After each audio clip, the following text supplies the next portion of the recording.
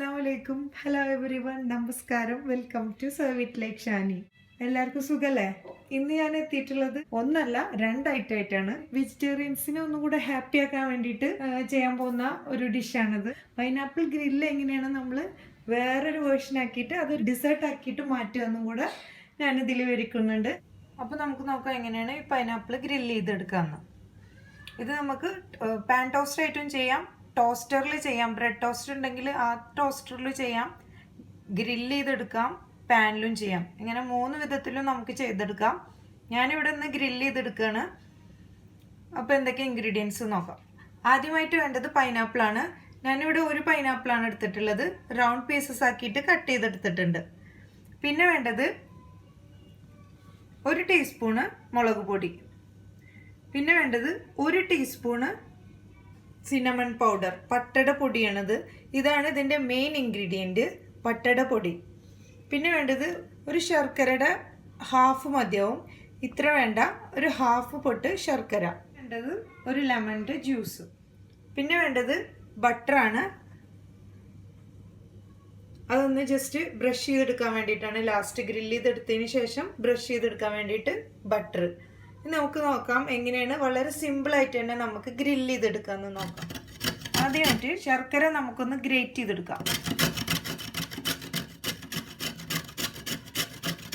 ബൗളിലേക്ക് പട്ടട പൊടിയും അതുപോലെ തന്നെ മുളക് പൊടിയും ആഡ് ചെയ്ത് കൊടുത്തു. അതിൻ്റെ കൂടെ ലെമൺ സ്ക്വീസ് ചെയ്ത് കൊടുക്കാം.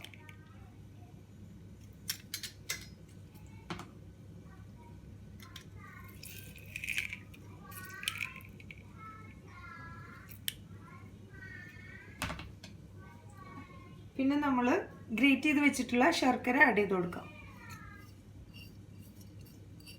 ശർക്കരക്ക് പകരം നമ്മൾ ബ്രൗൺ ഷുഗറും യൂസ് ചെയ്യാം. ഇനി എല്ലാം കൂടെ ഒന്ന് മിക്സ് ആക്കി എടുക്കാം.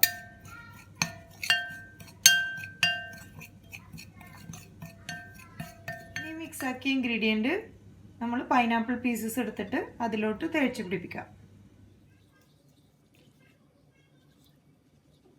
അങ്ങനെ എല്ലാ പൈനാപ്പിൾ പീസസിലും മാരിനേറ്റ് ചെയ്ത് വെച്ചിട്ടുണ്ട് മസാല.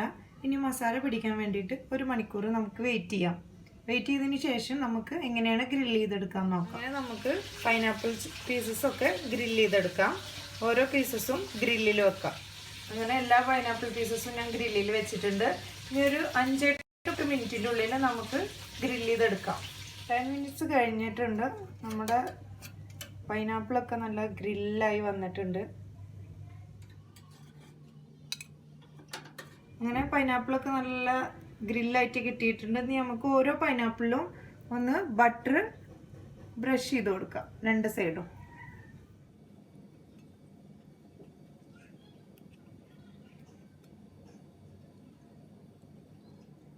അങ്ങനെ നമ്മുടെ പൈനാപ്പിൾ ഗ്രില്ല് റെഡി ആയിട്ടുണ്ട്. വളരെ ഈസി ആയിട്ടാണ് ഇത് ചെയ്തിട്ടുള്ളത്. വളരെ പെട്ടെന്ന് തന്നെ നമുക്ക് ഗ്രില്ല് ചെയ്തെടുക്കാം. ഇത് പുറത്ത് നമ്മൾ ബാർബിക്യൊക്കെ ചുട്ടെടുക്കുന്ന ആ ഗ്രില്ലാണെങ്കിൽ വളരെ പെട്ടെന്ന് ഒരു 3-4 മിനിറ്റിൻ്റെ ഉള്ളിൽ തന്നെ ഇത് പെട്ടെന്നാവും. പിന്നെ ഇത് നമുക്ക് ഒരു സ്പെഷ്യൽ ഡിസേർട്ടായിട്ടും യൂസ് ചെയ്യാം.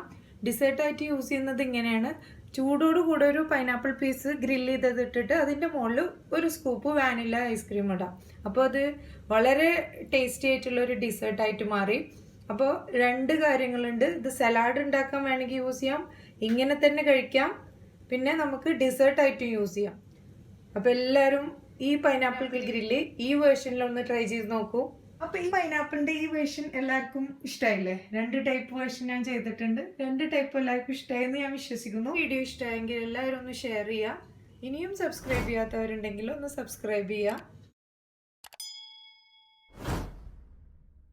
ഇതുപോലുള്ള പുതിയ റെസിപ്പീസുമായിട്ട് കാണുന്നവരേക്കും try to serve it like Shani.